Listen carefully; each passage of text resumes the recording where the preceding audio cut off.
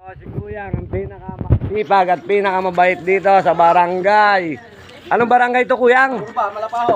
Kurba, Malapaho. Inuulit ko lang po. Ayan po si Kuyang. Andito po siya ngayon sa kanilang lugar o street. Ayan po ang mga mamimili kay Ate Kuya sa rolling store ng Barangay Kurba, kung saan ka man bayan nagmula, Kuyang, isa kang tunay na ehemplo, dapat kang pamarisan at tularan. Ayan po ang kanyang rolling. May mga saring gulay. Sige po, Kuyang, mamili lang po kayo ng mamili ng gulay-gulay, pampahaba ng buhay.